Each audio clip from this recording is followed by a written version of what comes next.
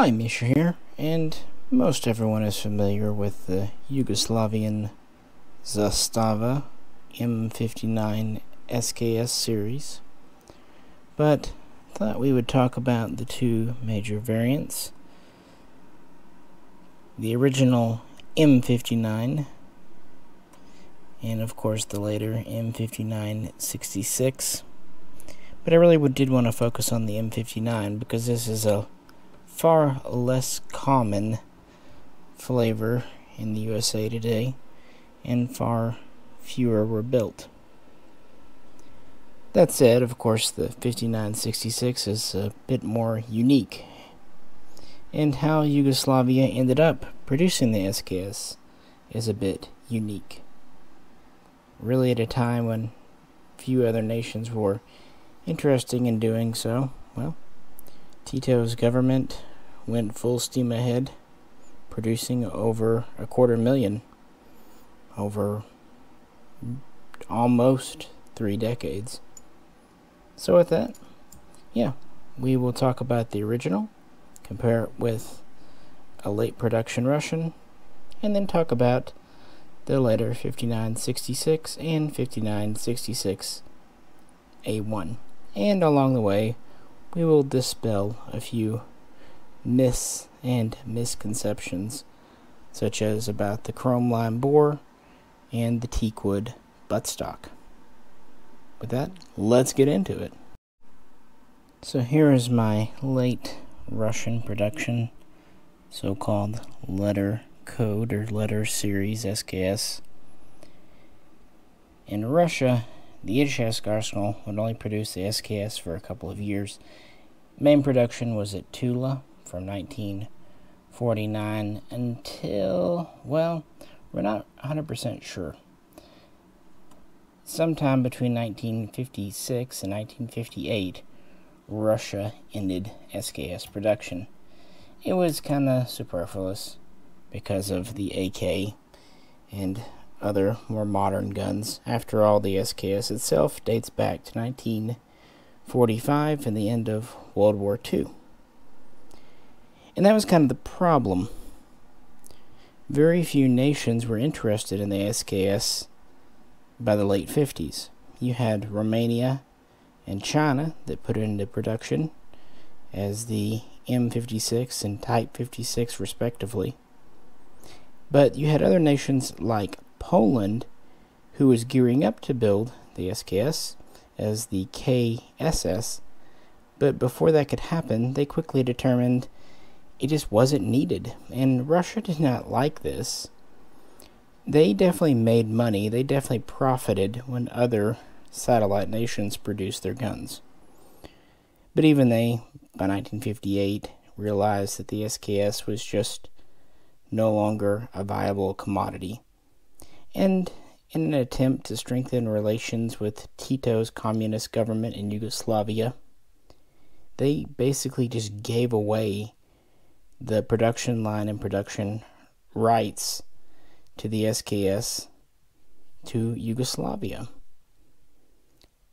And hey, who doesn't like something for free?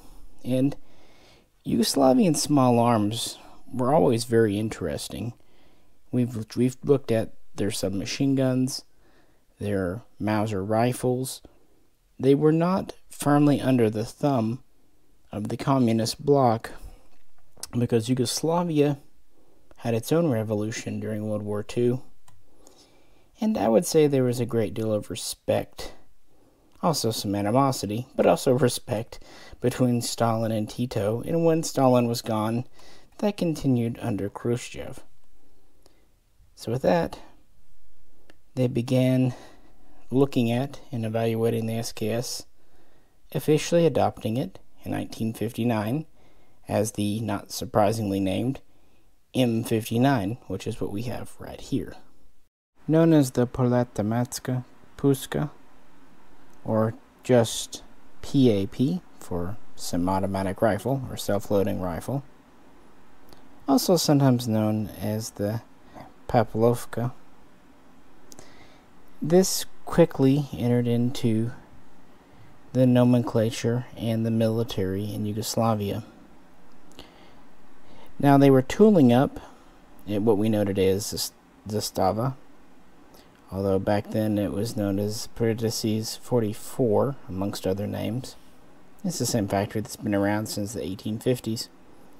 They would tool up in 1960, and they would do the first kind of pre-production run or limited run in 1961. And these would be a little unique, at least some of them.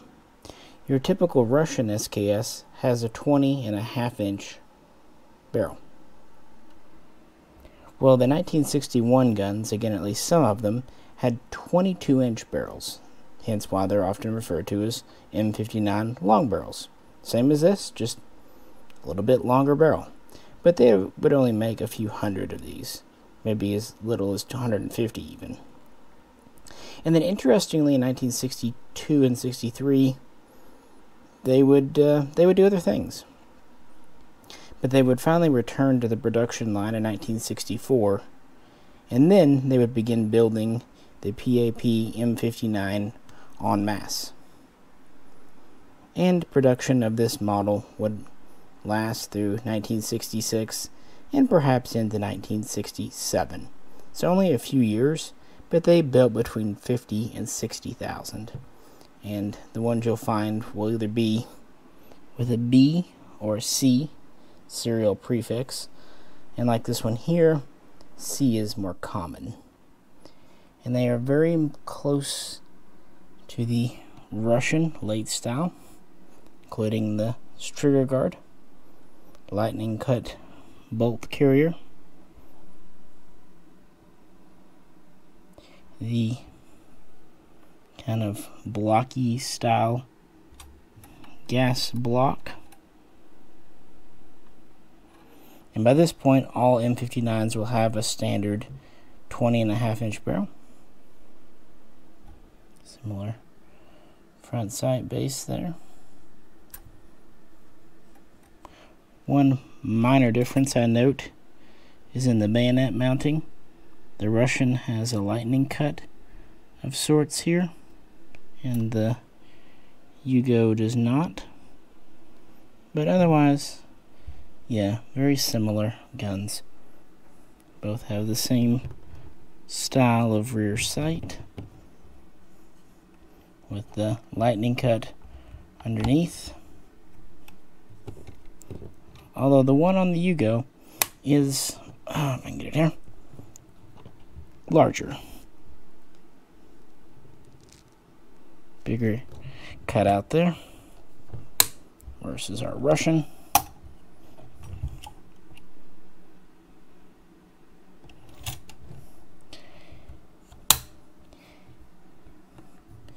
And they both have trapdoors in the stocks and 10-round fixed magazines.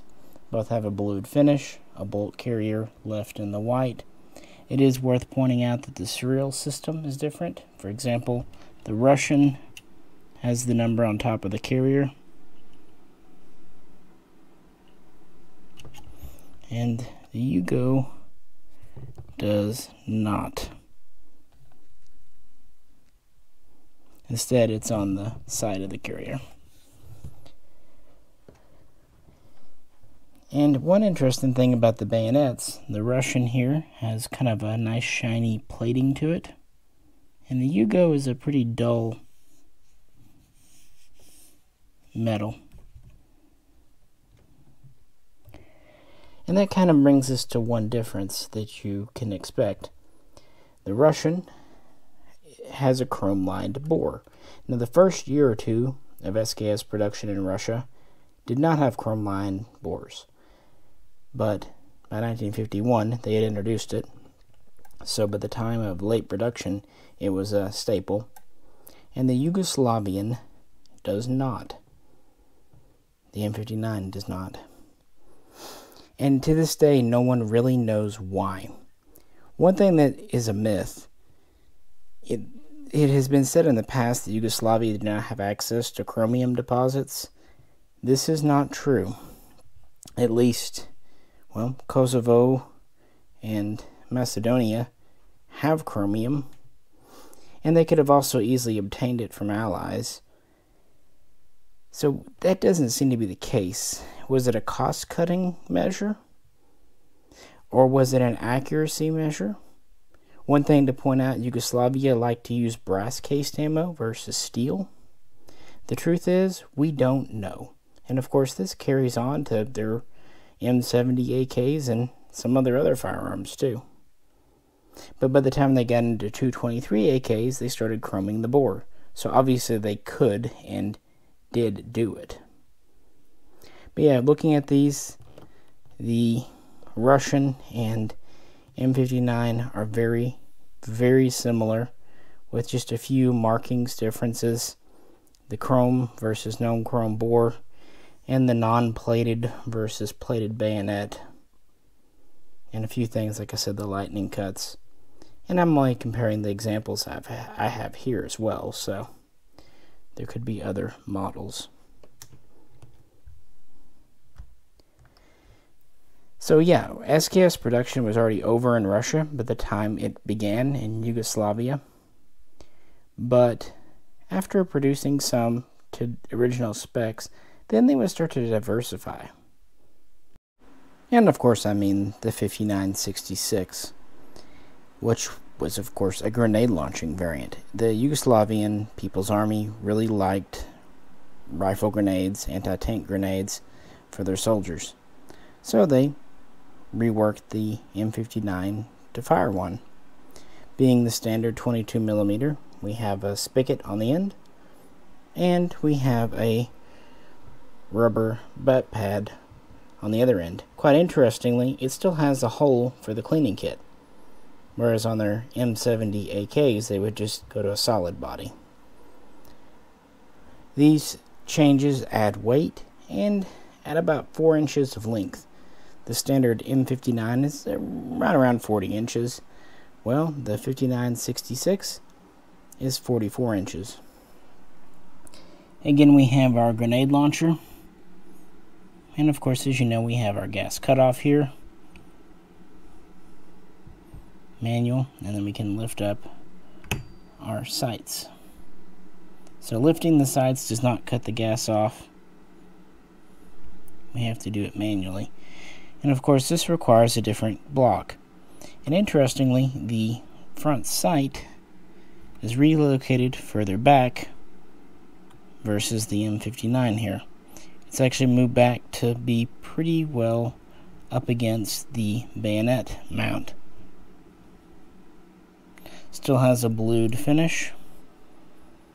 And we have two different hues of stock here. And that kind of leads to the debate of what wood was used. What I can tell you is the rumors about teak wood are false. This is not teak wood. What is it?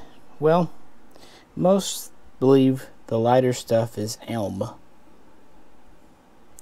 Well, the darker stuff, some feel it's a type of European birch, and others have pointed to walnut. So, yeah. It's even been mentioned that perhaps these were built with beechwood furniture. But birch and walnut and elm seem to be the most likely candidates. If anyone's a wood connoisseur, feel free to chime in the comments, because I am not. Another thing to point out, the original M59 had a leather sling, whereas the later M5966 has the typical canvas sling. In fact, some M59s have such a small swivel in the back that you can't even pass this buckle through them.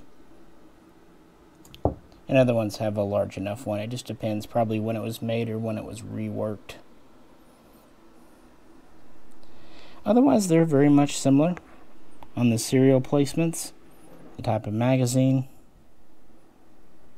The M5966 doesn't show a lot of the shortcuts that late Chinese production SKSs do, for example.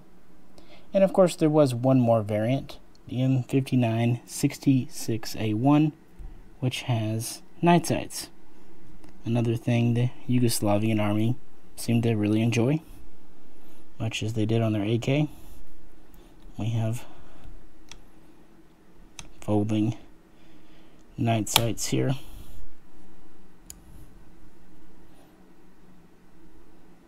And here. And of course we have a cleaning rod under the barrel. And flipping these over, we can talk about one other major difference, but it still has to do with the grenade launcher. I'm talking, of course, about the bayonet. The M59 has a standard SKS blade bayonet with the ring that goes around the muzzle.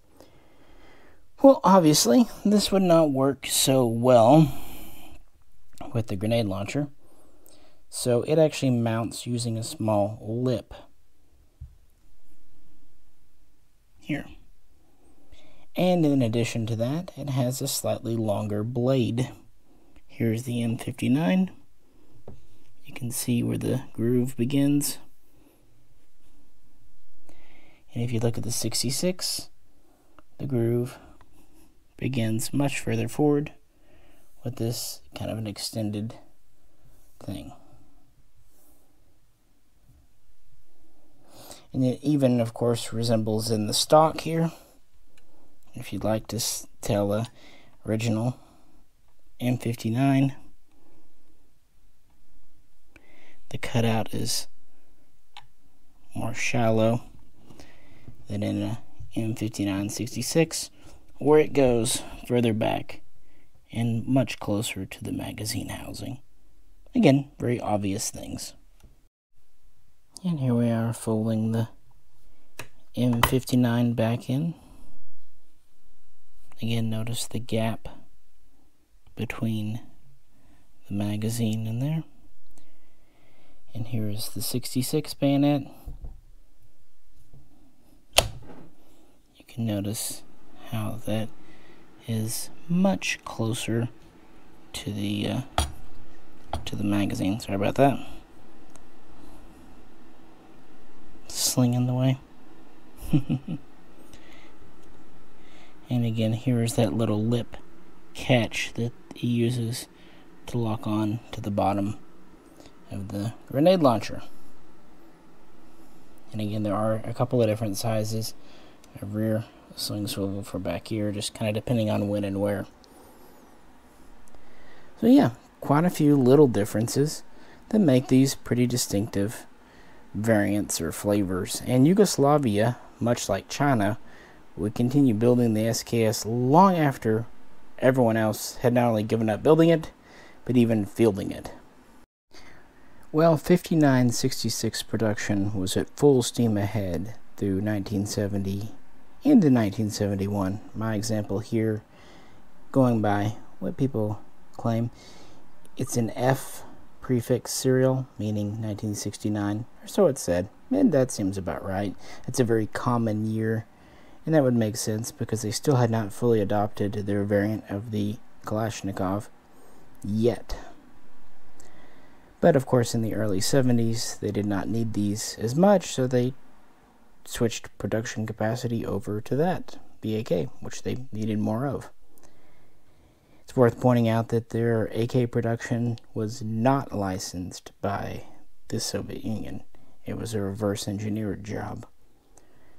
That said, they produced nearly 170,000 SKSs for the Yugoslavian army, and then they would continue production for export customers. Yugoslavia exported quite a few guns, and even though the rates would slow down, they would still be building these and refurbishing these up through 1989, at least some sources say. Which, yeah, makes sense.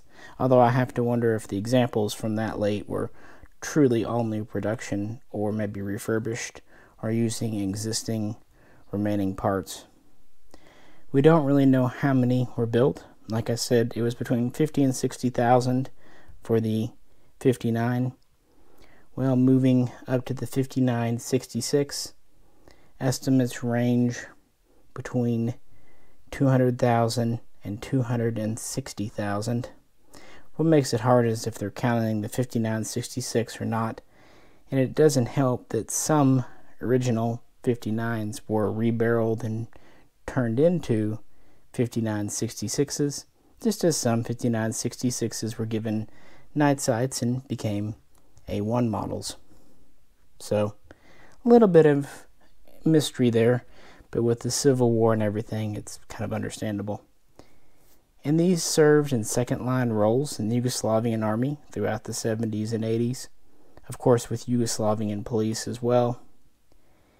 And unfortunately, the M59, M5966 were very much identified with the ethnic cleansing squads in the 1990s. Well, the main army needed the automatic rifles. A 10-shot 7.62x39 semi-auto was more than adequate to, frankly, terrorize civilians. So there is a little bit of a dark history there, and some of the guns that have come in have had very interesting and sometimes very disturbing markings on the buttstocks and handguards and what have you. So, yeah. And speaking of that, let's kind of wrap things up by talking about the import history here in the USA. Back in the 90s, the Yugoslavian SKS, be it the 59 or the 66 version, were quite uncommon here. And, of course, because of that, desirable. Plus they had a grenade launcher, something we weren't allowed to have on new guns because of various things. Anyway, the first large batches started hitting our shores around 2003, give or take. And of course, most of those were of the 66 pattern. But little batches of 59s have come in from time to time over the years. And condition on these range from completely beat up to externally very pretty, but internally rotten because Yugoslavian ammo was corrosive, and again, not a chrome line bore or gas system. One thing you always needed to check was to make sure if this gas cutoff would move freely. If it was frozen in place, you might want to back off.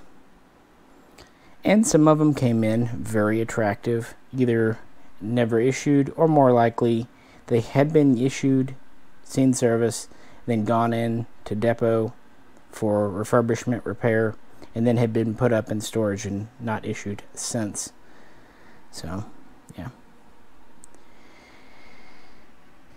But, yeah, when Yugoslavian things, or former Yugoslavian things, come in, they are usually soaked in Cosmoline. And these two guns were no exception. And to me, Yugoslavian Cosmoline smells like a melted crayon. And I don't mean that in a bad way. It has a kind of interesting aroma. Some Cosmoline kind of smells more like petrol. But this stuff has more of a waxy feel and smell. But, you know, it's a good preservative. I acquired both of these directly from the importer. I picked the 5966 up back in 2004. And I picked the 59 up here, actually a few of them up, in 2013.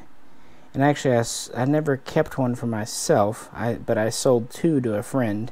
He wanted both a dark and a light stock. Well, he just traded this one, the dark stock, back in, and I thought, well, gotta do a video on it, right? Might as well. Who doesn't like SKSs? So these were both just as imported. They have not been reworked here in the USA. Can't say what happened to them overseas, but here they have not been touched. In fact, this one still has a lot of its internal Cosmoline. I've never shot it in the US, and my friend never shot this one. This one didn't quite come in as caked in Cosmoline. The 66 up here was essentially in a cylinder of Cosmoline, just a big tube of the gunk. And this is the sling it came with. It does have the cleaning kit in the stock. And because of this rubber butt plate, yes, I have been trying to take the cleaning kit out of the stock and got my finger stuck in there. which is fun. But these are pretty neat. When they came in, they had the ammo pouch for stripper clips. They had the full cleaning kit. They had the sling. And most of them were numbers matching, at least if you bought the excellent condition. Again, the 59 here was sold by Century as an excellent condition gun. But it only came with itself, no accessories.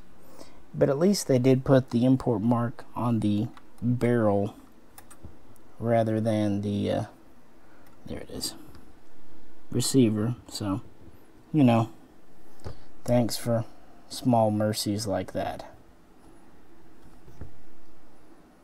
And of course, mechanically, this works just as any other SKS.